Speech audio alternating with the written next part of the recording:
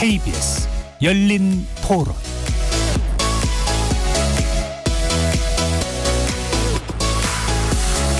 안녕하십니까. KBS 열린 토론 배종찬입니다. 트럼프 대통령 우리 시각으로 오늘 오전 진행된 대국민 연설을 통해 조기 종전 가능성을 열어두면서도 동시에 동맹국들에는 경제적 군사적 책임을 강하게 요구하고 나섰습니다.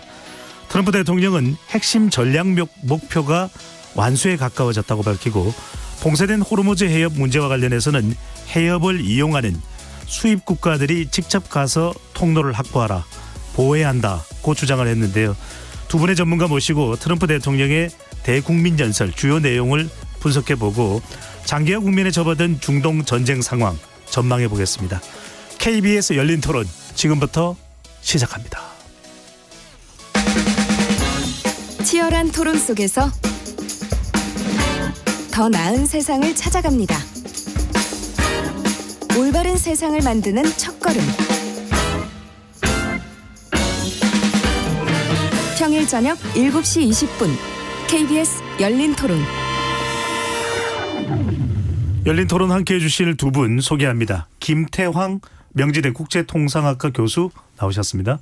네, 안녕하세요. 반갑습니다. 백승훈 한국외대 중동연구소 전임연구원 함께합니다. 네, 안녕하십니까. KBS 열린 토론 문자로 참여하실 분은 샵 9730으로 의견 남겨주실 수 있고요. 단문 50원, 장문은 100원의 정보 이용료가 붙습니다. KBS 1라디오의 모든 프로그램은 유튜브에서도 함께할 수 있으니까요. 많이 들어와 주시고 구독 꾹 눌러주시고 좋아요도 많이 보내주시면 좋겠습니다. 먼저 시민분들은 오늘 진행된 트럼프 대통령의 대국민 연설을 어떻게 들었는지 유지 리포터의 취재로 먼저 듣고 오겠습니다. 오늘 아침에 미국이 이제 이란과 협상이 되지 않을 때 2-3주간 이제 총 공격을 하겠다고 그냥 계속 겁주고 뭔가 어쩔 줄 몰라 하는 모습을 보고 싶어 하는 건가라는 생각밖에 안 들어요, 사실. 자기 마음대로 끝낼 것 같기도 했다가 트럼프 생각에는 마무리를 잘 하고 싶은데 안 되는 거야. 그게 지금 자기 마음대로. 그래갖고 막 거짓말하고 왔다 갔다 하는 거지. 앞으로 한 그렇게 오래 가지 못할 것 같아요. 미국 사람들이 30%대에서 지금 자기를 지지하고 있는데 그거 무시 못해요. 반대 세력도 있고 저 혼자 얘기지 일어나고 얘기 안 된 거야. 합의가 되면 뭐 공격을 멈출 생각이 있다. 말이 계속 바뀌니까 이걸 믿어도 되나 싶기도 하고 정말 합의할 생각은 있는 건가. 그런데 사실상 그냥 나가는 것이 맞지 않은가. 그래서 그냥 도망가기 위한 어떤 또 하나의 수를 쓰는 것은 아닌가 하는 생각도 들고요. 이게 장기화되거나 문제가 커지면 트럼프는 빠져나가도 우리는 경제가 조금 빛을 보나 했는데 다시 또 어려움이 생기는 것은 아닐까 하는 생각이 저는 조금 들어서. 공격은 한다고 했다가 멈춘다고 그랬다가 미 상륙부대는 또 거기 가 있고 그 대규모 항공모함 보내고 전쟁을 끝낸다고 그러면서 자기만 끝내서 항공모함은 왜 보내고 앞뒤가 안 맞는 말이고 전쟁이라는 게 한 사람이 그만둔다고 해서 그냥 끝나겠어요? 앞으로 이란이 공격 당한 만큼 보복은 하겠죠. 오늘 기자회견한 거는 전혀 그냥 자기 피해가기 위한 뭐랄까 변명? 그리고 말도 안 되는 얘기 딱 듣는 순간 실망했어요. 그리고 자기네 기름을 뭐 써라. 말도 안 이상한 얘기하고 전쟁을 또 다시 또 공격을 하겠다. 뭐 이런 얘기를 하니까 그 말과 동시에 갑자기 주식이 막 우르르 막 떨어졌잖아요. 전쟁을 또 끝내겠다. 뭐 종전선언 뭐 하겠다. 뭐 이렇게 하고서 그 참전해라. 또 안 하니까 또 화가 나가지고 그리고 앞으로 우리는 미국은 빠질 테니 배들은 니들이 알아서 지키고 너희들이 해라면은 이거는 유가도 올라가고 환율도 올라가고 저희는 월급쟁이들이라 월급 받아 사는 사람들인데 이게 계속 지속이 되면 당연히 고스란히 전 세계 국민들에게 다 가겠죠. 시민분들의 의견 어떻게 들으셨는지요? 중동 문제에 대해서 우리 국민들이 참 관심이 많다. 이런 상황 속에서 우리 국민들이 트럼프 대통령도 많이 분석을 하고 있구나라는 생각도 들었고요. 화가 많이 나셨네요. 먼저 백 박사님 어떻게 들으셨는지 오늘 오전에 트럼프 대통령이 대국민 연설을 갖고 내 결단으로 테러 지원국인 이란 정권의 핵 개발 능력을 약화시키는 등 전략적 목표를 달성했다. 사실상의 승리 선언을 했는데 글쎄 이게 종전 선언인지 그러면서 2, 3주 동안은 맹폭격을 가할 수도 있다. 또 이야기를 하고 있습니다. 어떻게 하겠다는 겁니까? 저는 요번에 다 들으면서 그 생각이 들었습니다. 그러니까 전쟁을 끝내고 싶어하는 트럼프 대통령의 의중은 다 드러났는데 종전을 하기에는 부족하다는 걸 보여준 넋두리 하는 그런 대국민 담화가 돼버렸습니다. 그래서 어떻게 보면 이게 어떤 목적으로 뭘 목표로 이렇게 했는지도 모를 그런 좀 어떻게 보면 우스꽝스러운 담화가 돼버렸죠. 예. 김 교수님은 어떻게 들으셨는지 이 트럼프 대통령이 연설 직후에 올라가던 우리 코스피 주가가 또 급락을 하기도 했거든요. 어떤 영향 어떻게 들으셨는지요? 어제부터 우리 국민과 또 전 세계의 시민들은 기대를 했었습니다. 트럼프 대통령이 예. 종전을 선언을 하면서 어쨌든 이 전쟁을 마무리 지어 갈 거다라는 발표를 기대를 했었는데 거기에 알맹이가 이제 빠졌던 부분이죠.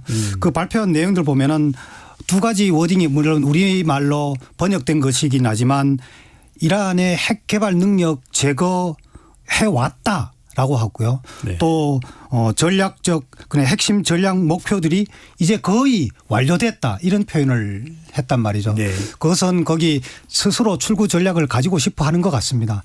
미국 트럼프 대통령이 제시한 그런 몇 가지의 그 전략 목표 가운데에 이란 해군 제거라든지 뭐 공군 미사일 또 이런 것들은 이스라엘의 목표인 것 같고요.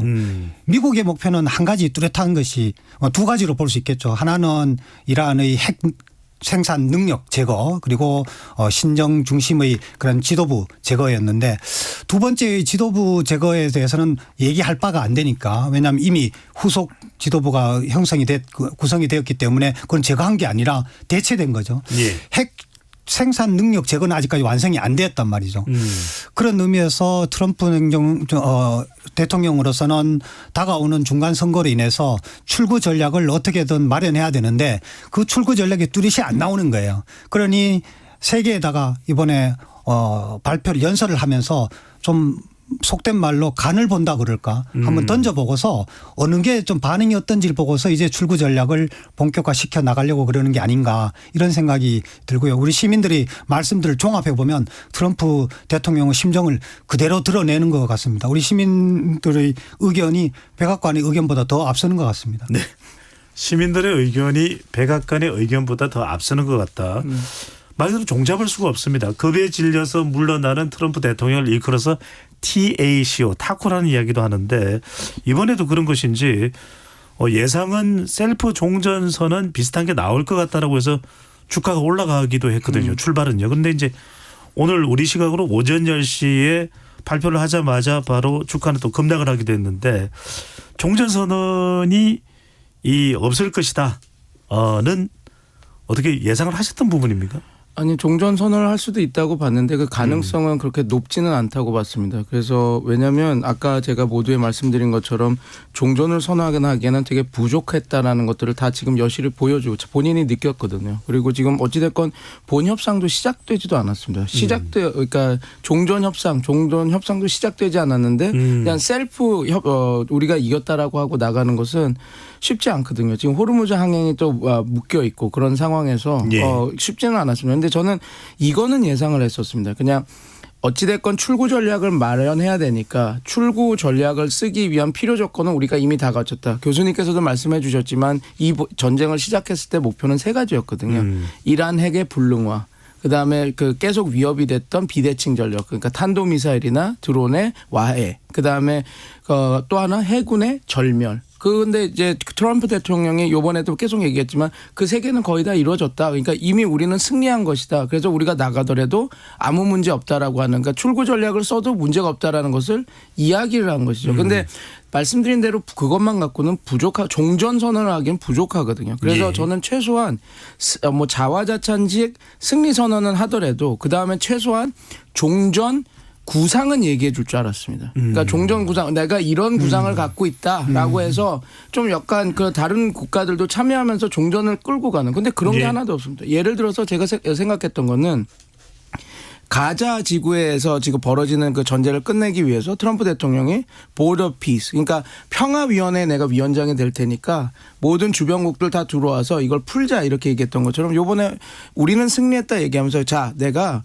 호르무즈 항행에 대해서는 내가 보드 오브 플리트, 그러니까 그 함대 위원회, 그러니까 내가 그걸 할 테니까 여기에서 가장 이 수혜를 많이 받는 일본, 중국, 뭐 한국, 뭐 프랑스, 영국 다 들어와서 돈 얼마씩 내고 나는 이 정도밖에 못하니까 이렇게 들어와서 우리가 항행을 뚫어내자. 좀 그런 다자주의 트리라도 만들고 그런 얘기를 할 줄 알았는데 그런 얘기는 쏙 빠지고 이 얘기만 했죠. 그럼 결국은 뭐가 됐느냐. 그냥 자기 정치만 한 겁니다. 자기 국민들한테 나 이렇게 성과를 이뤄냈으니 뭐라 하지 말아라. 그리고 뭐 경제 그 가짜 뉴스들이 경제나 미국이 이기 힘들다 그러는데 그렇지 않다. 석유값 지금 4달러 된 거 내가 2주만 후에서 끝나면 다 내려간다. 그리고 경제 지표 지금 다 좋다. 걱정하지 마라. 그 얘기를 17분 하는데 15분을 쓰더라고요. 그래서 제가 딱 보면서 이 담화가 그냥 대국민 담화였구나. 정말 미국 국민들을 위해서 한 이야기였구나라고. 그리고 중간 선거를 염두에 둔 지금 지지율이 너무 낮으니까요. 그래서 그런 상황이었다. 그래서 예상을 했나? 저는 최소한 그래도 그 종전 구상이라도 나올 줄 알았습니다. 예. 근데 그런 것도 안 나오고 이렇게 돼서 좀 제가 좀 맥이 빠지는 그런. 그래서 이번에 시민들 여러분들의 그 의견이 그대로 정확한 그 팡이다. 저는 그렇게 보입니다. 김 교수님, 백 박사님 말씀하신 대로 이 변동성을 좀 줄여줄 줄 알았는데 불확실성을 좀 잠재울 줄 알았는데 그래서 많이들 기다렸거든요. 오전 10시를. 네, 그렇죠. 그런데 주가는 급락을 했습니다. 자, 이 트럼프 대통령의 이 발언으로 해서 글로벌 경제, 우리 경제 어떤 신호로 와닿을까요?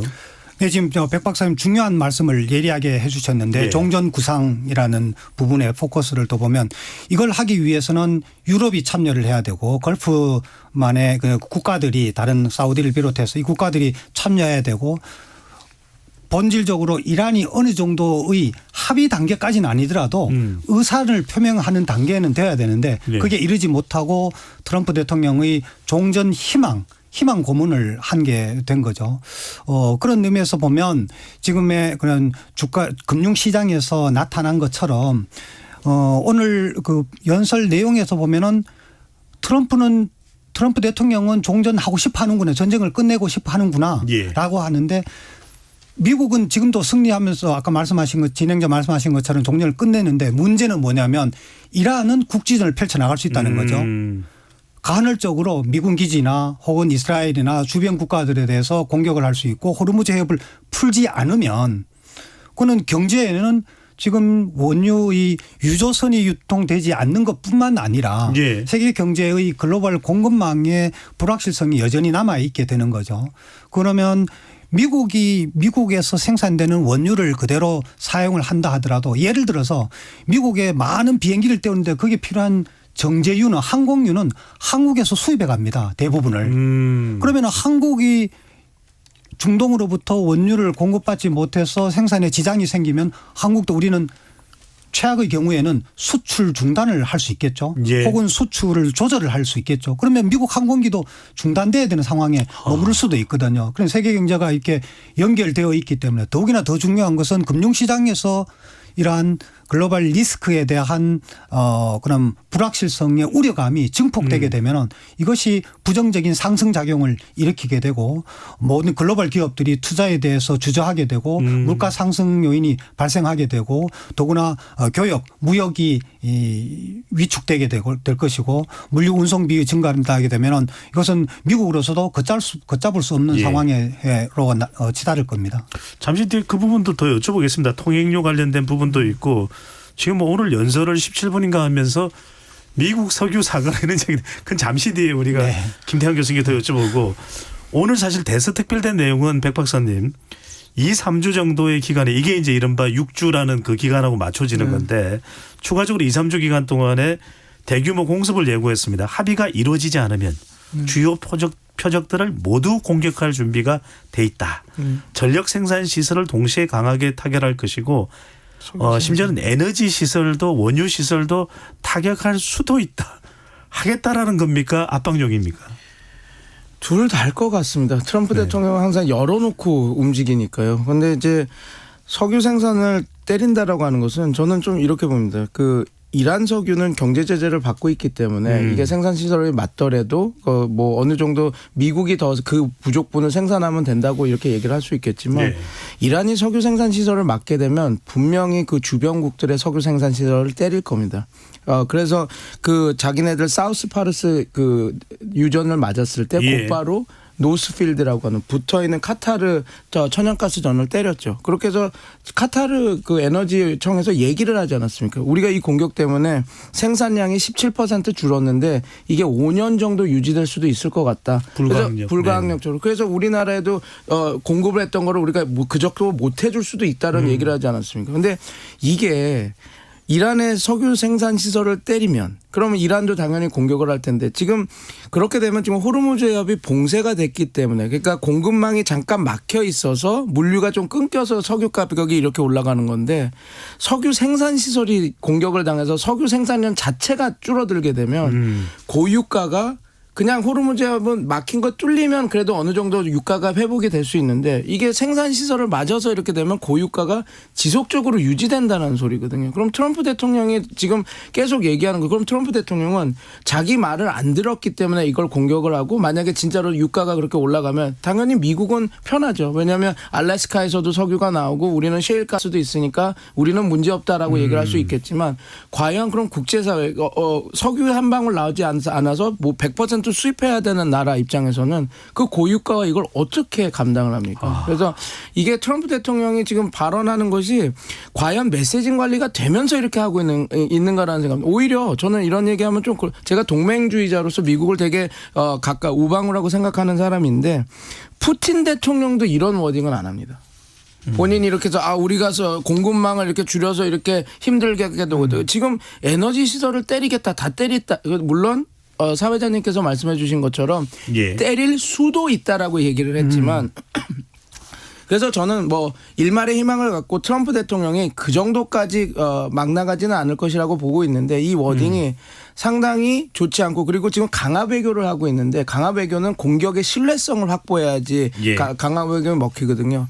근데 만약에 이렇게 지금 제가 말한 거죠. 저게 가능할까라고 하는 되는데 주장만 그렇게 한다면 트럼프 대통령의 그 지금 그 워딩에 대해서 또 신뢰성도 떨어지고 그리고 과연 그게 실제 할 수 있는지도 좀 모르겠고 그런데 트럼프 대통령 성정상 할 수도 있으니까 걱정이 이렇게 되는. 그러니까 오히려 시장을 좀 안정시켜줘야 되는데 더 혼란스럽게 만드는 그래서 그런 지금 상황들이 벌어지고 있는 거라고 보시면 될 것 같습니다. 그러니까 지금 백 박사님 말씀대로 압박용일 수도 있지만 지금 세 번째 항공모함이 주 중동으로 가고 있다고 그러거든요. 그러니까 실제 타격이 이루어질 가능성도 배제할 수는 없을 것 같고 막판 총공격이 될 수도 있을 것 같은데 지금 오늘 연설에서 보면 김 교수님 미국 석유를 사가라.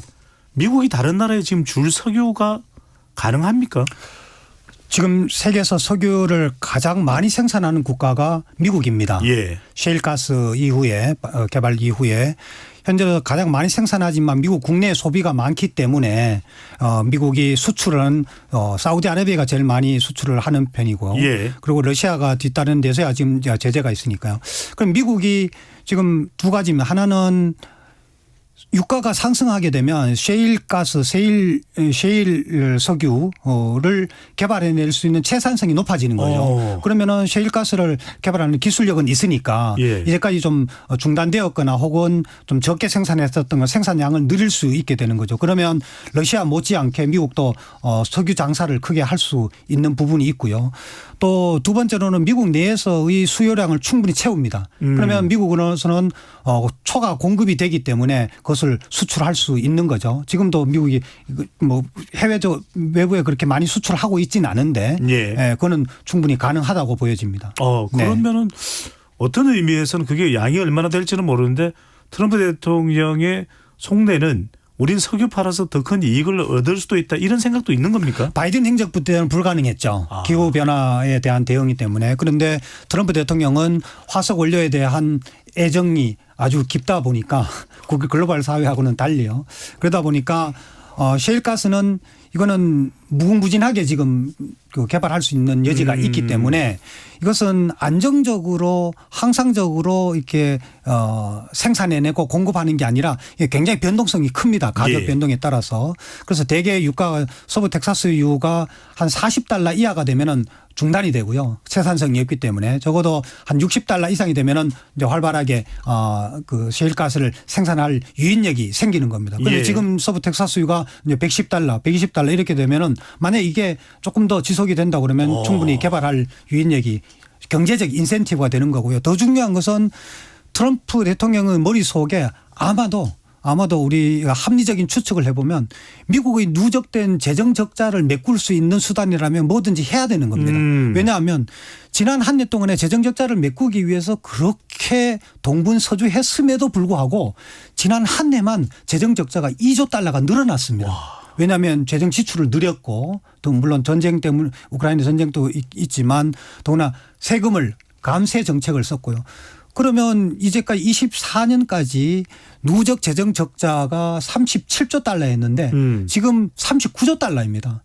그것에 미국이 국채를 발행해서 연간 갚아야 될 이자율을 3%만 적용을 하더라도 해마다 이자로만 지불해야 될 돈이 $1조 2천억 달러입니다. 와. 미국 국방비가 $9,500억 달러 수준인데 국방비보다도 1.34배가 높은 이자율을 지금 고스란히 지불해야 되기 때문에 트럼프 행정부로서는 재정 적자를 메꿀 수 있는 거라면 뭐든지 예. 해야 될 상황입니다. 천조국이라도 이건 엄청난 부담이 될 수밖에 그렇죠. 없는데 지금 김 교수님 말씀 듣고 일각에서는 그런 분석이 나옵니다. 그래서 에너지 패권 이야기가 나오는데 그렇죠. 예. 자 지금 모든 시선은 백 박사님이 거기에 가 있습니다. 지상군을 투입을 할까 안 할까. 네. 근데 지상군 파견을 할 수는 있죠. 근데 할 수는 있는데 문제는 목적이 뭐냐라는 겁니다. 근데 지금 가 있는 병력이 7,000명입니다. 근데 7,000명을 갖고는 유의미한 군사작전을 하기가 어렵습니다. 그래서 뭐 트럼프 대통령은 10,000명을 더 추가할 수 있고 5만 명까지 가능하다 그래서 저는 5만 명이면 뭔가를 하려고 봤더니 그 5만 명이 트럼프 대통령의 워딩은 뭐냐면 지금 중동에 있는 미군이 4만 5천 명이니까 그것까지 다 모으면 5만 몇 명이 될 거다라고 하는데 그러면 말이 안 되는 소리입니다. 왜냐하면 지금 중동에 나가 있는 4만 5천 명 정도의 병력은 공군 그리고 해군 전력입니다. 그리고 그 메인터넌스 그런 그 지금 공군 부대나 이런 것들에 대한 그 해군 기지나 이런 것들의 메인터넌스 부대라서 이건 최적의 분투가 아니군요. 전투부대가 최종에도 아니고 전투 병력이 아닙니다. 그냥 그렇기 때문에 이걸 지상군 작전을 할 수가 없는데 그러면 뭐 그래서 당연히 지상군 작전을 하면 아마 두 가지가 있을 겁니다. 그러니까 세 가지가 있을 겁니다. 이란 본토 공격. 그거는 근데 가능성은 너무 낮고요. 하르그 섬 공격. 그게 어떻게 보면 그 이란의 생명줄이지 않습니까? 이란 석유 수출의 80%에서 90%가 거기 그 터미널에서 나가니까요. 그다음에 우리가 많이 얘기됐던 7개의 섬. 그러니까 호르무즈 항행을 뚫어낼 수 있는 그런 전략적 요충지. 아부무사나 소툰부나 대툰부. 네. 그다음에 캐샴, 그다음에 호르무즈 뭐 저기 그러니까 라라크 섬. 이렇게 해서 그 위에 이렇게 다 있는데 뭐 그 군사 작전을 할 수도 있는데 문제는 이겁니다. 소툰부, 아부무사, 대툰부를 제외하고서는 이 병력으로는 뭐 잠시 점령을 할 수 있겠지만 그걸 오래 유지하고 지킬 수 있는 것은 아니거든요. 그럼 우리가 그냥 한번 찍고 우리가 이 땅을 우리가 탈환했다 하고 며칠 후에 그래 우리 승리했다 나올 수 있는 건 아니지 않습니까? 거기를 계속 지배를 하면서 유지를 해서 이란한테 압박을 할 수 있는 그런 것들이 돼야지 되는데 지금 7,000명 병력으로는 그런 작전을 할 수 있는 그 병력이 아닙니다. 실례로 2003년 이라크 전쟁 때만 하더라도 당연히 그때도 이라크 군이 호르무즈의 앞을 막는 건 아니지만 기뢰를 뿌려서 여기 봉쇄 효과도 날 수 있고 이렇다 그런 여러 가지 시나리오가 있었습니다. 그래서 미군이 어떻게 했냐면 들어갈 때 미군은 12만 5천 명, 그다음에 영국은 4만 5천 명 해서 16만으로 먼저 들어가고 그다음에 그 전쟁이 개시되고 한 달 안에 미국이 10만 명을 더 징파합니다. 그래서 26만 병력으로 군사작전을 하다가 나름 점령을 하지 않습니까? 그 점령은 또 기지를 만들어서 이걸 안정화를 시켜야 되니까 추가 파병을 해서 나중에는 43만 명을 보냅니다. 그렇게 해서 안정화를 시켰거든요. 그런데 한번 보십시오. 7,000명? 그걸로 뭘 어떻게 할 겁니까? 이란은 우리나라의 그 면적의 7.5배입니다. 인구도 8천 9천만 되는 그런 대국인데 8천 9천만 되는 그 인구를 가진 국가, 우리나라 영토보다 우리 남한 영토보다 7.5배 큰 나라를 7천 명으로 뭘 하겠다라는 건지 우리가 물론 말씀해 주신 대로 핵 항모가 또 가서 세대지 않습니까? 근데 지금 그 제럴드 포드함은 고장이 나서 지금 크로아티아 스플리츠에 들어가 있거든요. 2월 29일 날 들어갔습니다. 그리고 지금 그 부시함이 지금 오고 있다라는 건데 지금 한 2주 걸린다고 합니다. 그러면 과연 이게 와서 이게 그리고 예전에도 그 얘기가 나왔었거든요. 초반에 포드함을 교체하기 위해서 부시가 온다라고 해서 지금은 이제 뭐 교체를 하든 뭐든 뭐 작전을 바꿔서 세대를 놔둘 수 있지만 다시 말해서 지상군이 지금 백업 부대들이 이렇게 다 만들어지지 않았는데 예. 도대체 어떤 유의미한 군사작전을 그래서 제가 아까 전에 말씀드린 대로 이란한테 좀 더 강화 배교를 해서 이들을 좀 굴복시키고 협상을 받게 하려면 좀 신뢰성이 있는 정책들 그리고 군사작전이 돼야 되는데 이 7천 명 갖고는 부족하다라는 것이죠. 네. 그래서 현실적으로는 지상군 투입이 힘들 것이다. 남아있는 공격이라면 역시 미사일 등 공군 활약일 것이다라는 이야기가 나오면서 이 2주 정도만 트럼프 대통령이 더 전쟁을 끌고 갈 수 있을 것이다라는 배경에는 미국 경제입니다. 지금 뭐 인플레나 스태그플레이션 우려도 있고 이 분야는 또 김태형 교수님 전문 분야니까 전쟁을 빨리 끝내야 될 수밖에 없는 상황이 미국 경제에 대한 부담인데 지금 미국 경제 상황은 어떻습니까, 교수님? 미국 경제 현재 상황으로서는 나쁘지는 않습니다. 경제 성장률도 2%대이고 또 물가 상승이 관세 정책에 의해서 굉장히 악화될 걸로 예상했었는데 소비 위축이 있음으로 인해서 물가 상승이 그렇게 높지 않아요. 2%를 물가 상승 억제선으로 봤는데 지금 2.4%, 2.65% 수준이니까 그나마 그래도 선방하고 잘 관리되어 있다고 봐요. 무역 수지 적자를 줄이고자 하는 것이 관세 정책의 목표였었는데 무역 적자도 뭐 기대했던 만큼은 아니지만 그래도 상당히 한 30-40% 줄어들었고요. 근데 재정 적자는 또 훨씬 더 늘어났습니다. 그래서 지금 전쟁에서 미국으로서는 중동으로부터 유입되는 원유의 영향이 직접적인 영향은 없습니다.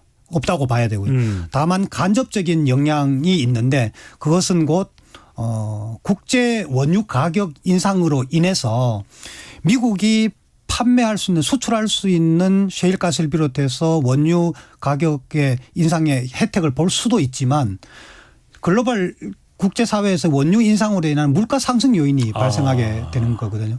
미국이 모든 석유 부산물 석유로부터 파생되는 상품들 다 미국에서 생산하는 것이 아니기 때문에 그래서 그 영향을 받을 수밖에 없고 더군다나 또 폴리에틸렌 석유화학 제품들이라는 이런 것들은 정제유 이런 것들은 미국이 수입을 하는 것이기 때문에 그런 것들은 또 훨씬 더 가격이 올라가게 되겠죠. 예. 그러면 미국이 무역 적자가 또 심해질 수도 있는 부분이죠. 아하.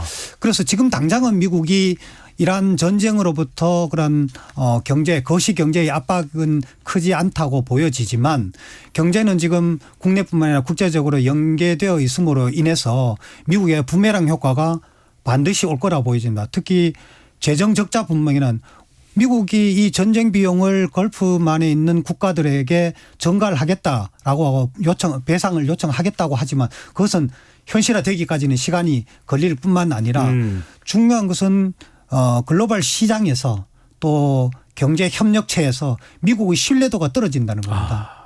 그러면은 이제는 관세 정책으로 인해서도 미국의 정책의 일관성이 결여져 있고 자국 우선주의에 대한 반발이 있었는데 지금 이란 전쟁으로 인해서는 미국 경제에 대한 불신이 더 커질 수 있고요. 또 하나는 유럽입니다. 그린란드 사태 이후에 유럽이 이번 이란 전쟁에서 보여주듯이 미국과의 거리 두기가 이루어졌었고요. 심지어는 영국도 지금 미국에 대해서 반대의 입장을 취하고 있다 보니 예. 이 미국이 경제 동맹국으로 생각할 수 있는 국가들로부터의 경제 협력이 약화된 거죠. 그래서 글로벌 경제에서 미국의 리더십이 약화가 되면 그것은 미국 경제의 부메랑으로 돌아올 겁니다. 그런데요. 그런 면에서도 오래 끌고 갈 수는 없을 것 같은데 말 그대로 지금 이탈리아와 스페인까지도 영공을 못 지나가게 할 때문에 비토되고 있어서 그런 부분도 영향을 줄 수밖에 없을 텐데 또 하나가 트럼프 대통령이 오늘 연설에서도 핵 제거됐다 뭐 이렇게 얘기를 하고 있거든요. 그런데 실제로 들어간 벙커버스터는 많지 않았다. 네. 또 450kg 정도인가요? 이 핵 우라늄 60% 농축된 것도 네. 가지고 나온다고 했었는데 실제로는 지금 농축 핵 원료를 못 찾았다는 이야기도 나오거든요. 이게 핵 제거 또는 핵 원료를 백 박사님 가지고 나올 수는 있는 겁니까?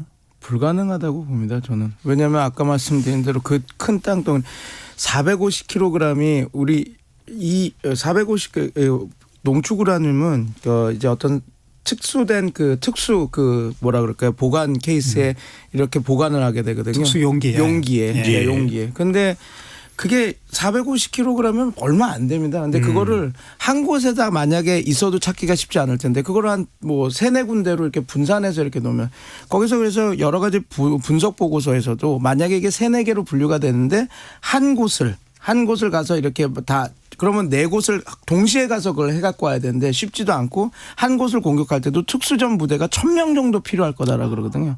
근데 지금 보낸 뭐 파리공수 그다음에 뭐 해병대 원정대대에서도 강습하는 부대가 있는데 그 부대 수가 만약에 3-4개로 쪼개진다면 그 숫자도 안 않습니다. 그리고 만약에 그 큰 땅덩어리에 지하 벙커에 숨겨놨다라고 한다면 그걸 어떻게 찾아서 어떻게 갖고 올 겁니까? 그리고 한 가지 더 문제가 되는 게 뭐냐면 해안선과 그 땅덩어리가 너무 길기 때문에 한 500km, 600km 들어가야 되는 그런 들어가서 공격을 하고 그걸 탈취해서 나와야 되는 건데 이거는 성공률이 더 떨어지는 작전입니다. 그래서 트럼프 대통령 1기 때 국방부 장관이었던 매드덕 매티스, 그러니까 미친 개 매티스라고 하는 그 국방부 장관도 이거는 성공할 수 없는 작전이라고 뭐 얘기를 하지 않았습니까? 네, 맞습니다. 그렇기 때문에 트럼프 대통령은 자꾸 군부를 떼면서 우리는 이런 카드도 있다. 우리가 특수전 요원이 있으니까 보내서 탈취해내겠다라고 얘기도 하지만 제 말은 아까 전으로 돌아가서 만약에 협상력을 키우려면 내가 쓸 수 있는 그런 폭력 수단이 신뢰성이 있다. 진짜 할 수 있다라는 게 가야 되는데 도대체 지금 7,000명 병력과 지금 얘기하는 모든 것들이 괴리가 너무 크기 때문에 과연 이게 이란 입장에서도 우리가 이렇게 물러서고 순응을 해야 되느냐라고 아니면 우리가 뭐 제가 볼 때 블러핑 같고 허풍 같고 이게 성공하지 못하니까 조금 더 강하게 해야 되느냐 그런 상황이 오기 때문에 지금 트럼프 대통령이 지금 이야기하는 거 결국은 생산 시설이나 생활 인프라 시설, 전력 시설까지 공격할 수 있다라는 그 카드 외에는 특별히 군사 작전 지금 보낸 병력으로는 할 수 있는 것이 그렇게 많지 않다라고 보시면 좋을 것 같습니다. 그래서 이제 이걸 상당히 압박용, 협박용으로 인식하는 경우들이 많습니다. 이란을 석기 시대 이전으로 되돌려 놓겠다라는 이야기도 하는데 또 하나가 이제는 호르무즈 해협을 통해 가려면 그 국가들이 와서 지켜야 된다 이렇게 이야기를 했거든요. 김 교수님. 지금 이란은 1배럴당 1달러씩 통행료를 매기겠다. 유조선 한 척당 그렇게 되면 30억 정도 이야기가 나오는데 이건 글로벌 경제에 어떤 영향을 미칠까요? 특히 우리 경제에도요. 먼저 우리 경제부터 보면 중동산 원유 수입 비중이 일본보다는 적지만 그래도 우리가 한 70%라고 하면 거기에서 수입되는 그 정확한 매일 양은 파악이 안 됐지만 굉장히 큰 비중을 차지하게 될 겁니다. 전체로 보면 지금 추산하기로 호르무즈 해협을 통과하는 하루 통과하는 평상시에 통관이 한 2천만 배럴이 된다고 추산을 하고 있습니다. 그러면 한 달 치면은 60억 달러가 되는 거죠. 그럼 2천만 돼서 하루에 2천만 달러가 되는 거죠. 우리나라 그렇다는 말씀이시죠? 아니요, 우리나라만 세계 전체로 봐서.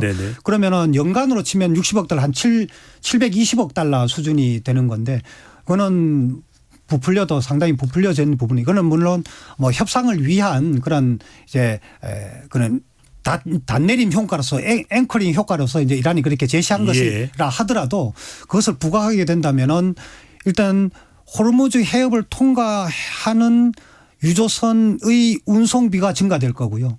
그 석유 가격 자체가 수입하는 수입 국가에서 그 원유 가격이 증가할 것이고 거기에 대해서 파생되는 에틸렌이라든지 폴리에틸렌이라든지 나프타라든지 이런 각종 석유 부산물들의 가격이 인상될 수밖에 없는 거고요. 더욱이나 가격을 부과하겠다라는 그 자체가 거기에서 그 운송 물류 체계를 불확실성으로 좀 높이는 것이기 예. 때문에 우리로서는 자칫 중동 석유에 대해서 불안정성이 커지게 되겠다라는 경제 심리가 부작용으로 발생할 수 있겠죠. 그것은 네. 우리 경제에서는 매우 어려운 부분이 될 것이고요. 더욱이나 그런 석유 수입으로 인해서 우리가 GCC 그 6개 국가와 FTA를 체결하기도 했는데 이 국가들에서 지금 수출을 한창 지금 증대시켜 나가고 있는 부분이거든요. 거기다가 예. 또 사우디아라비아의 경우에는 네옴시티 건설에도 우리 건설 회사들이 지금 진출을 해 나가고 있는데 이런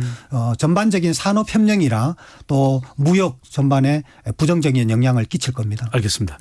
이런 상황으로 또 글로벌 인플레이션이 올 수 있다 이런 이야기도 나오고 있고 호르무즈 해협을 기점으로 해서 국제사회 변동성이 더 커질 것이다. 1달러에 1배럴당 1달러를 뭐 코인 위안화로 이란이 받겠다고 해서 제재를 피하려는 거 아니냐라는 이야기 나오는데 지금 그리고 이제 트럼프 대통령이 했던 이야기 중에서 호르무즈 해협의 중요성을 가지고 있는 국가들이 직접 와서 이제는 지켜라 이야기를 하고 있거든요.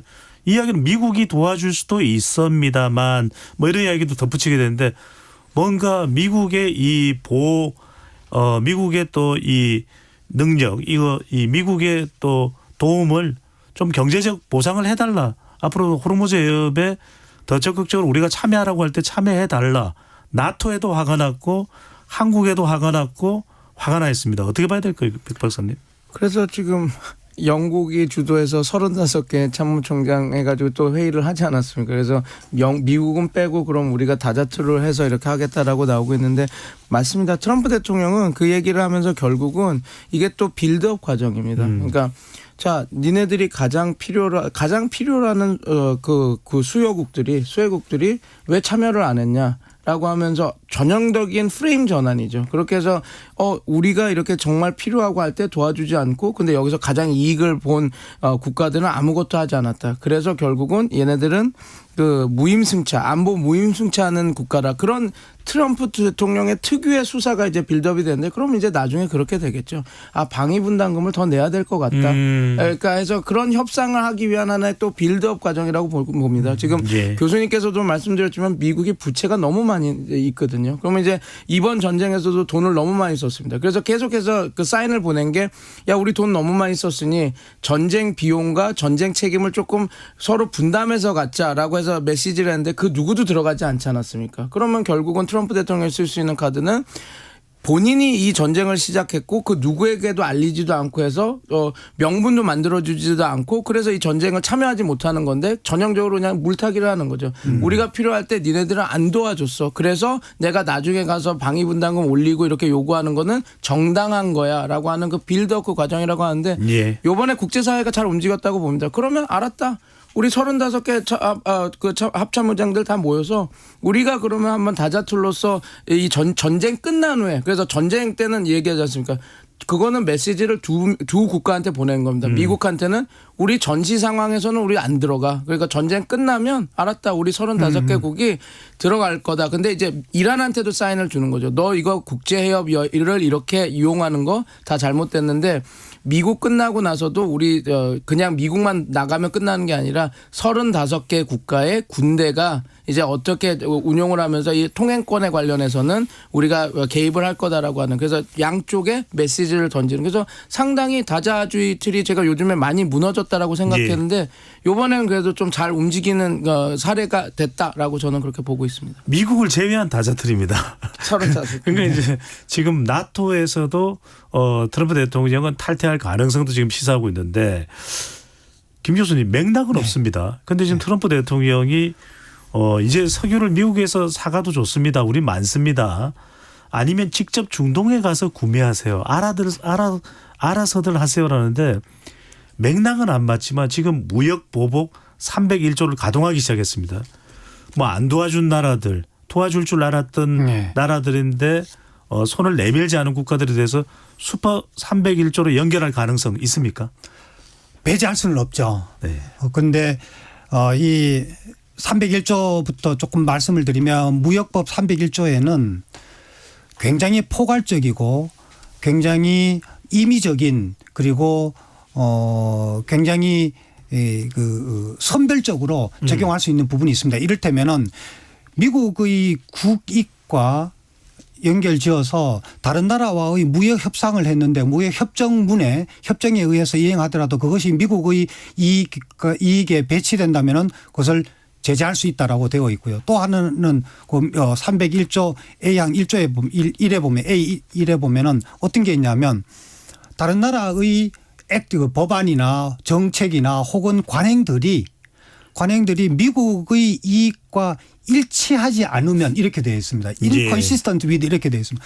이런 거 보면은 이거는 굉장히 고무줄처럼 어디든지 연결시킬 수 있는 부분입니다. 미국이 지금 301조를 7월 초에 이제 발표를 할 텐데 그 결과를요. 예. 그거는 타겟을 예를 들어서 자동차에 대해서 뭐 한국으로 치면 지금 디지털 서비스에 대해서 조사를 하고 있지 않습니까? 그 결과를 보복 조치를 디지털 서비스만 국한시켜서 하는 거 아니라 그 보복 관세를 자동차에 부과할 수도 있고 여기 물병에 부과할 수도 있고 볼펜에도 부과할 수도 있고 특정 국가에 부과할 수도 있고 전체도 부과할 수도 있는 그러니까 한국이 만약에 여기에 타겟이 된다면 그 자체만으로도 보복 조치의 영향이 큰데 일본과 EU가 거기에 적게 부과되거나 또 부과되지 않는다면은 대미 시장에서 그 경쟁력이 약화되기 때문에 굉장히 그 우려가 됩니다. 따라서 미국이 지금 이렇게 이번 이란에서 석유를 수출할 수 있다 또 우리는 발 빼겠다 이렇게 얘기하는 그 자체는 거기에 대해서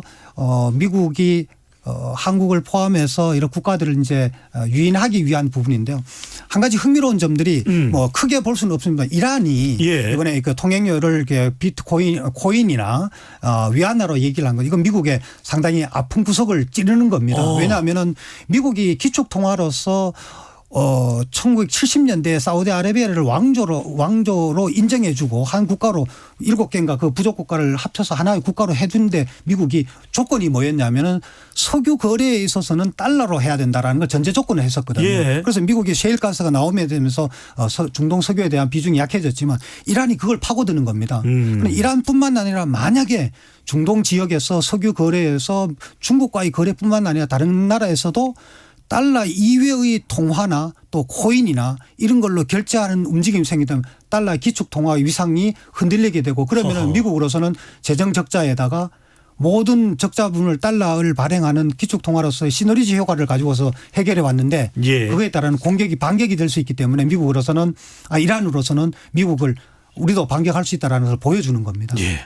위안화 이야기를 하면서 더 이제 미국의 트럼프 대통령 신경이 거슬릴 텐데 심지어는 레아라 이야기도 했습니다. 자, 청취자분들께서도 트럼프 대통령의 행보에 많은 관심을 보이면서 문자를 보내주셨는데요. 0419님 협조 안 하는 유럽 국가들이 현명해 보입니다. 0184님 트럼프는 정말 트러블 메이커네요. 심각한 에너지 위기의 원인을 제공한 사람은 쏙 빠지고 각자 도생하라니요. 2919님 트럼프 말 한마디에 주가가 요동치는 것을 지켜보며 언제까지 마음을 졸여야 하는지 답답합니다라는 말씀해 주십니다. 백파선님 일단 뭐 나토 탈퇴 이것도 북대서양 조약기구 탈퇴 이것도 시사는 했지만 오늘 이 발표한 담화문에는 포함이 되지 않았습니다. 다만 동맹국에 대한 불만을 이야기하는데 오늘 연설은 아닙니다만 얼마 전 있었던 이 부활절 연설 직전이네요. 부활절 오찬 행사에서 한국을 콕 집어서 이야기를 했습니다. 호르무즈 해협 봉쇄가 미국의 문제는 아니다 이런 취지로 이야기하다가 각자 도생이다라는 취지로 이야기하다가 한국은 우리에게 도움이 되지 않았다. 주한 미군까지 언급했거든요. 이거 어떻게 해석을 해야 됩니까? 뭐 방위분담금 올릴 거다. 그러면 그러니까 너네도 일본처럼 좀 획기적인 미국 투자 그 패키지를 준비해라 이 시그널을 보내는 거죠. 뭐 트럼프 대통령 특유의 그 뭐 우리가 협상가다 아니면 뭐 사업가다라고 하는데 그 사업가로서 이 동맹 관계를 이야기하면서 어떻게든 자기가 얻어낼 수 있는 것들을 최대한 이렇게 끄집어내려고 하는 그런 어떻게 빌드업 과정이라고 보시면 될 것 같습니다. 근데 숫자도 또 틀렸더라고요. 28,500명 주한미군인데 4만 5천 명이라고 또 계속 틀리더라고요. 네. 네. 자, 그래서 김 교수님 실제로 이 비슷한 환경이 2001년부터 임기를 시작했던 아들 부시 대통령 때도 이라크 전쟁이 있었고 우리하고 상당히 또 아들 부시 대통령하고 감정상으로 썩 좋지 않았습니다. 그때가 이제 김대중 전 대통령 말기 또 노무현 전 대통령 초반으로 이해가 되는데 이번의 경우에도 지금 방위비 협상 이야기 나오고 관세 협상 이야기 나오고 이런 것들이 상당히 좀 영향을 미칠 수 있을 거라고 봐야 될까요? 저는 충분히 개연성이 있다고 보여지고요. 상호 관세가 위법 판정이 난 이후에 트럼프 대통령으로서는 좀 궁지에 몰린 부분이 있습니다. 관세 정책의 동력이 좀 약화된 측면이 있죠. 그렇지만 그걸 관철시키려고 밀고 나갈 겁니다. 재임 중에는.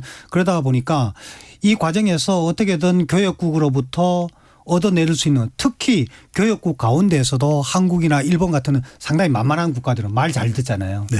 여기서부터 어떻게든 미국이 안고 있는 그런 손실 부분이나 적자 부분들을 만회하려고 하기 때문에 트럼프의 그런 거래 기술 가운데에 핵심되는 부분 중에 뭐냐 하면은 이익을 어디서 그 이익을 끄집어낼 것인가 상대가 읽지 못하도록 하는 거지 않습니까? 그래서 이러한 압박을 주한미군을 이라는 말 한마디만 하더라도 한국으로서는 우리나라로서는 가슴이 덜컹합니다. 그래 가지고 어떻게 압박을 할까 이런 부분에서 이번에 301조 조사 과정 지나서 발표할 때에도 어떻게 발표할 것인가에 그게 지렛대로 삼기에 충분한 부분이 된다고 보여지는 거죠. 네.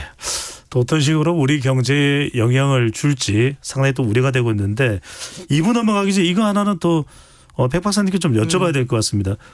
항상 트럼프 대통령이 이 연설에서 막 오락가락한 내용을 이야기를 합니다만 지금도 연설에서 또는 또 발언에서 나오는 것이 새로운 이란의 협상 세력과 대화를 나누고 있다라면서 합리적이다 이렇게 얘기를 하는데 누굽니까? 페제스키안 대통령입니까? 아니면 갈리바프 이란 의회 의장입니까? 누굽니까?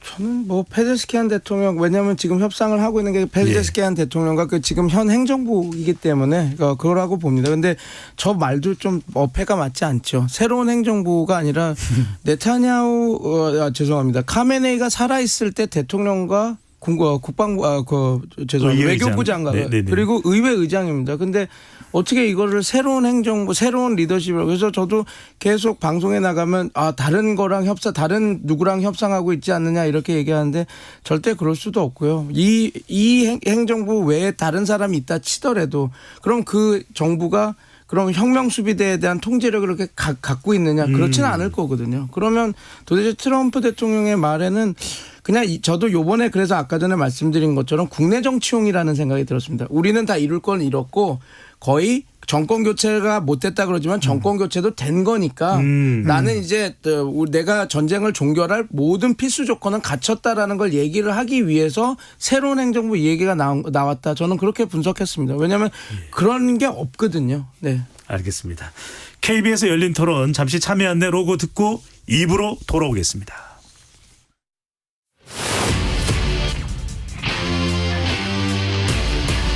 토론에 정답은 없습니다. 토론이 세상을 바꿀 수도 없습니다. 하지만 질문은 새로운 세상을 만들 수 있습니다. 질문으로 올바른 세상을 만드는 첫걸음 KBS 열린 토론.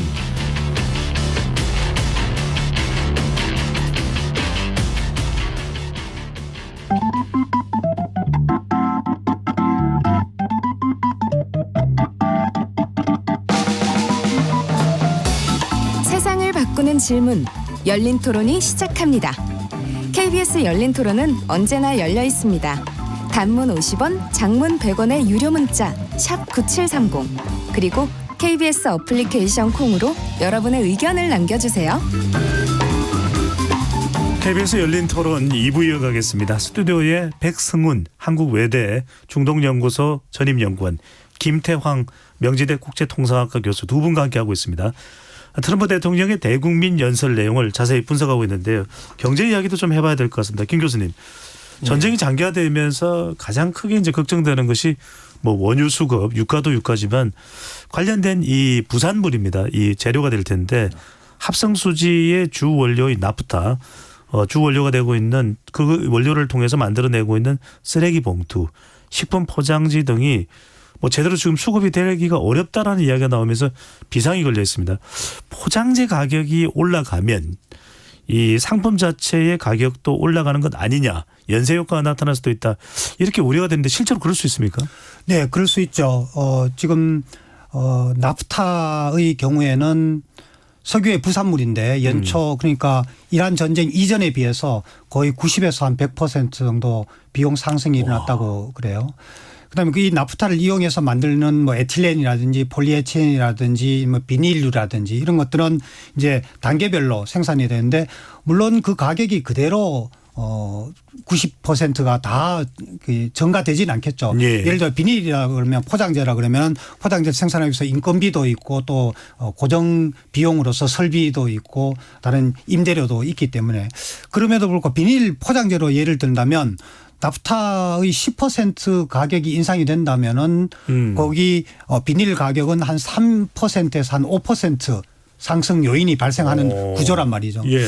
그렇게 보면은 원유 가격 인상에다가 또 자동적으로 이렇게 나프타 가격이 인상이 되게 되면 생활 필수품들에서 굉장히 영향을 끼칠 수밖에 없는 거죠. 그런데 나프타는 원유 생산하고는 달리 국내에서도 한 전체 국내 수요의 한 55%는 국내에서 생산이 됩니다. 예. 원유는 100% 수입이 되지만 그걸로 봐서는 그래도 원유만큼은 아닌데 이 가격 인상 요인에다가 이게 장기화된다면은 결국 원유에서부터 나오는 부산물이기 때문에 이거 공급에도 차질이 생겨졌고 지금 당장 네. 원유보다도 뭐 더 비싸게 더 공급이 더 어렵다. 그거는 조금 과장된 것 같습니다. 예. 그래서 정부는 이제 또 수출을 아예 금지를 네, 하고 맞습니다. 예. 있는 상황인데 이재명 대통령이 오늘 시정연설을 통해서 26.2조 원 규모의 추경안의 처리를 또 요청을 했습니다.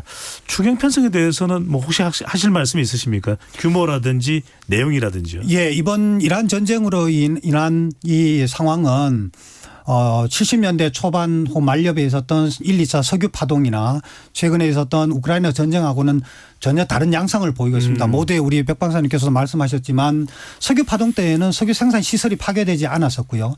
우크라이나 전쟁은 그 국내 전쟁으로 한 국가에 있었고 세계 물류 운송 체계에 영향을 끼치지는 않았습니다. 그런데 지금 이란 전쟁에는 한국뿐만 아니라 원유를 수입하는 모든 국가들 그리고 또 원유를 생산하는 국가들에게 생산 시설이 파괴되어 있고 물동량을 가두고 있기 때문에 우리 경제에 미치는 우리는 개방 경제를 지향하고 있기 때문에 우리 경제에 미치는 영향이 클 겁니다.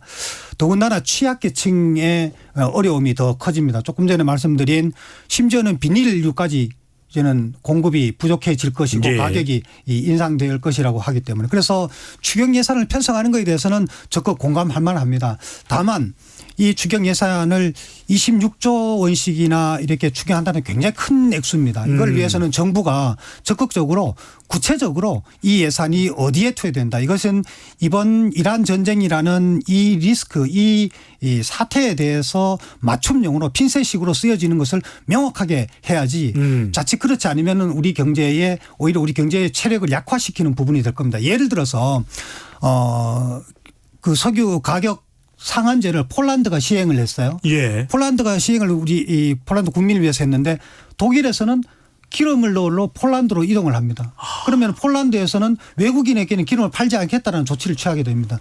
우리가 취약계층을 보호해야 되는 것은 우선적으로 해야 되고 경제 전반에 대해서 모든 경제 주체들에게 n분의 1씩 돌아가는 그런 보조금이라든지 혹은 지원성이라든지 보편적 이런 지원으로 이번 추경이 쓰여지는 것은 조금 경계해야 될 부분이 아니냐. 더 중요한 것은 원유 공급이 부족하면은 수요를 줄여야 됩니다. 소비를 줄여야 되는 거죠. 이것을 체력 단련할 때 겨울을 지난 작물이 봄에 더 맛도 있고 또 좋은 그런 품질을 식물이 만들어내듯이 이 어려운 시기에 우리가 체력 단련하는 것도 고려를 해야지 이 불편을 겪거나 혹은 부족한 그런 생활비나 또 부분들을 정부 재정으로 전부 이렇게 커버를 하겠다라는 것은 그 정책 의지와 정책에 대한 국민들에 대한 애국심은 충분히 이해를 하지만 예. 경제의 운영에서는 조금 더 신중할 필요는 있지 않을까. 않을까 이렇게 생각이 듭니다. 김 박사님께서도 투명성과 그리고 효율성이 네. 반드시 구체적으로 명확하게 갖춰져야 된다는 말씀을 강조해 주셨는데 자 이번에는 그 어떤 것보다도 중요한 호르무즈 해협으로 가보겠습니다. 백 박사님 지금 뭐 속보로 나오고 있는 내용들도 보면은 아랍에미레이트가 이 연합 연합 작전에 대한 부분들을 지금 주도를 해 나가겠다라고 이야기를 하고 있습니다. 호르무즈 해협의 개방과 안전을 위해서 유럽과 아시아 여러 나라들에게 이제 공동 관리를 하자 이런 의미로 볼 수가 있는데 실제로 이게 실효적으로 그러면 자칫 이란과 싸우게 되는 것 아닌가? 우리나라는 어떻게 해야 되는 것인가? 이 생각이 들거든요. 네. 지금 어찌됐건 전시 상황이기 때문에 뭐 이란도 지금 통항에 대해서 자기네들이 그 통제권을 갖고 뭐 통행료를 받겠다라고 하는데 예. 전쟁이 끝나고 나면 이게 쉽지 않을 겁니다. 왜냐하면 지금 우선 첫 번째로 이란이 그런 것들을 할 전력이 없습니다. 지금 만약에 통행세를 걷고 이렇게 하려면 해군 전력으로 해야 될 텐데 해군은 지금 다 절멸이 되지 않았습니까? 트럼프 대통령이 말한 것처럼 70척이 다 침몰이 됐죠. 그러면 이란 입장에서도 저는 이렇게 보고 있습니다. 이걸 진짜 그리고 또 아까 말씀 잘해 주셨지만 중국도 연관이 되기 시작합니다. 그러니까요. 중국도 거기서 석유를 제일 많이 수입을 하고 있는데 한 척당 30억이라고 하는 돈을 계속 내게 된다면 그건 중국도 받아들일 수가 없는 부분일 거거든요. 그래서 이게 국제사회에서 다 받아들일 수도 없고 국제법에서도 받아들이지 않습니다. 그래서 과거에 이 이란이 그 통행료를 받으려고 하는 것들을 많이 시도를 했는데 하지를 않았던 이유가 이게 관습법상으로도 가능하지가 않습니다. 왜냐하면 호르무즈 해협이 대항해 시대 때부터 있었던 해협이거든요. 그리고 그때 이란이 지금의 신정 민주주의 체제 이란이 없을 때도 그때 통행세를 받지를 않았습니다. 그러니까 이제 그 모든 관습법이나 이렇게 하면 그래서 이란이 이것을 왜 안 했냐면 자기네들이 이걸 통행세를 걷고 안 받으면 뭐 소송을 걸고 하더라도 이길 수가 없고 받을 수도 없고 자기네들이 받은 자금도 동결이 될 게 뻔하기 때문에 안 썼던 겁니다. 그러면 결국은 그래서 아까 전에 말한 동결하는 걸 막아보려고 비트코인을 받겠다 이렇게 봤는데 그것도 그렇게 될 일도 쉽지 않을 거고 아까 말씀드린 대로 이란이 지금 해군이라는 게 다 없어진 상황에서 그렇게 계속 유지하기가 쉽지 않을 겁니다. 그래서 저는 그러면 왜 이런 숫자가 나왔는가라고 했을 때 봤을 때 처음에 만약에 진짜 이걸 통행세로 받을 생각이 있었다면 벤치마크를 했을 겁니다. 그러니까 예를 들어서 수에즈 운하는 얼마 받나, 파나마 운하는 어떻게 되나. 그러면 그 가격이 수에즈 운하 같은 경우는 이집트가 1년에 30조에서 35조를 통행세로 받거든요. 근데 그거의 4배나 되는 수치입니다. 그래서 제가 이걸 딱 봤을 때 도대체 저게 어떻게 나왔냐라고 딱 봤을 때 저는 이런 생각이 들었습니다. 지금 어차피 이란이 지금 우리가 다 아는 것처럼 12월, 1월 그 경제 위기 때문에 나라가 거의 멸망할 뻔한 적이 있지 않습니까? 그래서 근데 이 전쟁을 통함으로써 이 정권이 어떻게 생각하냐면 우리가 경제적으로 조금 어떤 이득을 경제적으로 뭐가 들어오지 않으면 이 전쟁이 끝나고도 우리가 죽을 수도 있겠다라는 생각을 좀 할 겁니다.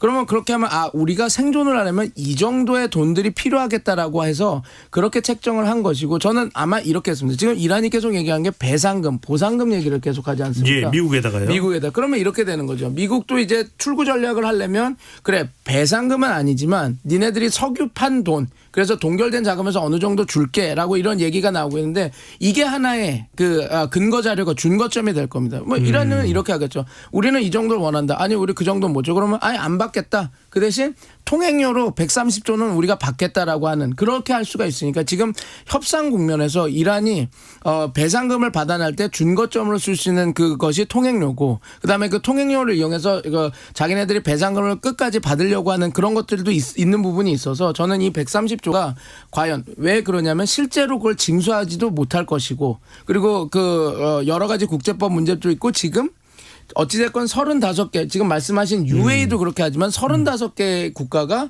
우리가 연합 연대를 만들어서 우리가 이걸 문제를 자시하지 않겠다. 이미 바벨 만대 폐업에서는 22개의 국가가 군대를 보내서 우리 청해부대도 가 있지 않습니까? 그런 걸 하고 있으니까 이란 입장에서도 자기네들이 해군 연력도 없는데 35개의 국가가 다자틀 그것도 군대 애들을 보내서 그 바벨 만대에서처럼 이렇게 한다? 그럼 자기네들이 어렵다라는 걸 알고 실제로 그런 상황이 벌어졌는데 만약에 미국에게 공격하는 것처럼 만약에 했다. 이거는 유엔 사안입니다. 그리고 만약에 그렇게 되면 이란은 완전히 지금 미국이 먼저 공격하고 명분 없고 목적 없는 전쟁이었기 때문에 지금 이렇게 호르무즈 해협을 갖고 해도 전지 상하니까 되지만 만약에 예. 이 전쟁이 끝나고 이렇게 한다.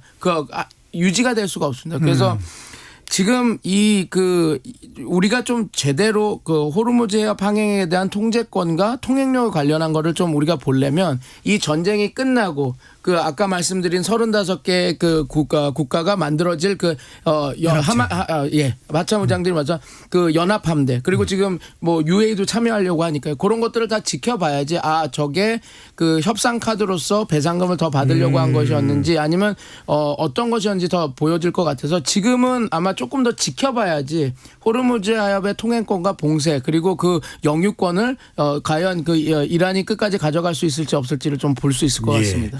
현실적으로 지금 백 박사께서 말씀하시는 것은 현실적으로 이란이 호르무즈 해협의 봉쇄도 힘들 뿐더러 그 통행료를 징수할 수조차도 없을 것이다라는 현실적인 불가능성을 말씀해 주셨는데 실제로 김 교수님 이란 경제도 궁금합니다. 이걸 구체적으로 다 알 수는 없습니다만 이란이 미국에 배상금을 요청하는 것도 사실은 따로 돈을 달라는 게 아니라 동결 자금을 풀어달라는 것일 때 이란 경제도 매우 어렵다 이렇게 봐야 되겠네요. 버티기에는. 이러한 경제는 트럼프 행정부가 들어오면서 그러니까 2017년에 그 제재를 다시 가하게 되면서 지금 완전히 봉쇄된 상황이죠. 그러다 보니 지금 이란이 1인당 GDP가 거의 4,000불 정도밖에 안 됩니다. 그러다 보니까 최빈국에 해당될 정도로 그렇게 인구가 이제 9천만이 넘는데 그래서 이란이 지금과 같은 상황에서는 도저히 그 경제 회복이라든지 전후 복구라든지 이렇게 자생력이 없는 거죠. 예. 그래서 좀 이상적인 거는 이번에 종전이 만약에 또는 휴전을 지나서 종전 협상이 된다면 우리 제3국으로서는 저 같은 사람이 보기에는 이참에 이란에 대한 제재를 풀고 이란의 경제 회복, 재건을 위한 국제사회의 최소한의 협력, 개발 협력 자금 또 전후 복구 자금을 펀드를 조성을 해서 좀 제공을 할 수도 있지 않을까라는데 그건 현실적으로는 어려울 겁니다. 이스라엘이 있기 때문에 어려울 부분들이겠죠. 그래서 지금 현재 이란은 굉장히 자원 부국이기도 합니다. 따라서 현재의 제재가 좀 완화될 수 있는 것을 이란은 전제 조건으로 해야 될 거고요. 만약에 전쟁 배상금을 원하지 않기보다는 그게 어렵게 된다면 이란으로서는 반드시 해야 될 부분이 전후 복구 그리고 경제 제재 해제 이 부분들이 반드시 요구하게 될 겁니다. 그리고 예. 이란을 경제적으로 좀 회복력을 제공해 주지 않는다면 이거는 계속 이게 반복될 겁니다. 이란과 이스라엘 간에 서로 보복이 이루어질 거고 중동의 이런 그런 긴장감은 지속될 것이기 때문에 예. 경제적 측면에서의 최소한의 알겠습니다. 협력 필요하다고 봅니다. 바로 이 대목입니다. 트럼프 대통령이 오늘 일종의 셀프 종전에 밑자락을 깔았다고 보는 것은 분명히 물 밑에서는 이란과 접촉을 하고 있는 것일 겁니다. 중동 특사인 워치코프나 사위인 쿠션을 통해서도 할 텐데 그렇다면 이란은 어느 정도 안이 온다면 백 박사님 받아들일 가능성이 있을까요? 농축 우라늄의 하나의 키일 거고요. 그다음에 그 배상금 정도가 키일 겁니다. 이란이 이 통행료를 끝까지 관철할 거라고 저는 아까 전에 말씀드린 것처럼 보지는 않습니다. 예. 왜냐하면 국제사회를 적으로 돌리는 행위가 될 거거든요. 그리고 심지어 자기를 계속 도와줄 중국도 이걸 받아들일 수 있는 안이 아닙니다. 중국이 거기에서 가장 많은 배를 왔다 갔다 하는데 30억을 만약에 부과한다면 중국도 그거에 대해서 반대하고 아마 유엔 안보리에 가서는 이건 안 된다라고 얘기를 할 가능성이 높아서 예, 파키스탄도 참여하고 있고. 네. 그래서 그거는 좀 불가능할 거고 그러면 통행료보다는 어떤 배상금, 왜냐하면 아까 말씀드린 대로 정권이 지금 생존하기가 어렵습니다. 이렇게 되면. 그래서 배상금 그리고 농축 우라늄 프로그램 정도. 근데 이제 농축 우라늄도 아예 뭘 할 수 있게 놔두는 것이 아니라 이란도 우리가 이 전쟁을 시작하기 전에 보면 2월 28일 날 첫 공격이 시작되기 전에 세 차례 그 이란과 미국의 핵 협상이 있었고 그 날에 오만하고 영국에서 정말 이란이 깜짝 놀란 안을 갖고 와서 뭔가 될 것 같다라는 얘기가 나오고 있었거든요. 그래서 아마 좀 어느 정도 그 타협을 볼 수 있는 부분이 있을 겁니다. 그래서 만약에 미국이 안 돼. 농축 우라늄을 가질 수는 없다라고 그렇게 생각한다면 아니 농축 우라늄을 5년 동안 동결해라. 예. 그렇게 하면 어떻게 보면 이란 입장에서는 농축 우라늄을 더 확대하거나 할 수는 없지만 어찌됐건 국민들한테 가서 야 우리 프로그램 지켰어. 우린 승리한 거야고 하는 양측이 서로 승리했다라고 주장할 수 있는 부분이 있어서 명분을 세울 수 있는. 그래서 농축 우라늄 프로그램과 배상금 그 두 부분만 되면 좀 타결이 될 가능성이 높지 않나 그렇게 보고 있습니다. 알겠습니다. 백 박사님 끝 질문을 해야 되고 요건 짧게 대답을 좀 해주시면 좋을 것 같은데 미국이 이스라엘 상황을 보면서 계속해서 요구하는 것이 이른바 이란이 지원하는 레바논의 헤즈볼라 네. 또 이 가자 지구의 하마스 그다음에 후티 반군 또 뭐 이라크의 민병대 이거 좀 정리해 달라고 미국이 계속 요구하고 있는데 정리 가능할까요? 정리는 불가능합니다.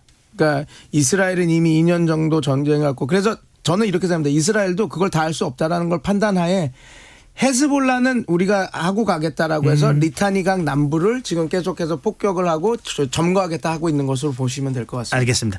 끝으로 두 분께 한 1분 정도 시간을 드릴 수 있을 것 같은데 먼저 이 상황에서 우리 정부는 경제 분야 대응을 어떻게 해야 되는지 김 교수님 한 말씀 해 주신다면요. 네. 첫 번째로는 취약계층 그리고 기업으로서는 중소 중견기업의 대응력이 약하기 때문에 여기에 맞춤형 정부의 지원이 필요하다. 비축유라든지 비축물자를 방출할 때에도 이러한 취약계층이나 혹은 중견 중소기업에 우선적으로 공급될 수 있도록 하고 다른 대기업이나 조금 더 중산층 이하의 조금 부유층은 체력을 조정을 하고 또 산업도 구조 조정을 해나가는 계기가 되어야 될 것 같고요. 중장기적으로 이제는 뚜렷한 레슨이 생겼습니다. 뭐냐면 에너지 전쟁, 핵심 원자재 경쟁과 전쟁이 격화될 것이기 때문에 우리 정부가 지금부터라도 중장기적 그런 그 에너지 원자재 확보를 위한 글로벌 전략을 시급하게 단계적으로 수립해야 된다고 봅니다. 네, 아주 중요한 말씀해 주셨고요. 백 박사님, 우리 정부의 안보 분야 대응 방안을 조언해 주신다면요? 이 호르무즈 항행 관련해서 이제 다자의 틀이 만들어질 건데 우리가 준비를 하고 있어야 되겠죠. 어떻게 참여를 하고 우리가 어느 정도까지 할 것인가. 그래서 이런 것도 그리고 우리의 구상을 먼저 던져야 될 필요가 있으니까 그걸 준비해야 된다라고 보고요. 또 하나는 트럼프 행정부가 이제 아마 안보 무임승차론을 갖고 방위 분담금이나 여러 가지 요구를 해 올 겁니다. 그래서 우리가 잘 준비를 하고 있다가 이런 그 트럼프 행정부의 요구를 잘 현명하게 대처할 수 있는 그런 것들을 준비해야 된다. 그래서 두 가지를 지금 해야 될 것 같습니다. 안보죠. 이런 전문가들이 모여서 그런 관련된 대책 계획 같은 것도 좀 할 필요가 있겠네요. 그래서 저는 제가 중동 전문가가 아니라 좀 우리나라에서 이런 일만 터지면 중동 전문가 이렇게 하지 말고 좀 AI 이것도 중요한데 이런 중동 그리고 맞습니다. 이런 지역학의 전문가들을 좀 키우고 이런 프로젝트에 좀 많이 투자를 하는 그런 것들이 좀 이루어졌으면 좋겠습니다. 알겠습니다. 우리의 생존과 우리의 미래에도 너무나 중요한 사안이 되고 있습니다. KBS 열린 토론 이것으로 모두 마무리하겠습니다. 오늘 함께해 주신 김태황 명지대 국제통상학과 교수, 백승훈 한국외대 중동연구소 전임연구원 두 분 말씀 고맙습니다. 네, 감사합니다. 지금까지 KBS 열린 토론 배종찬이었습니다.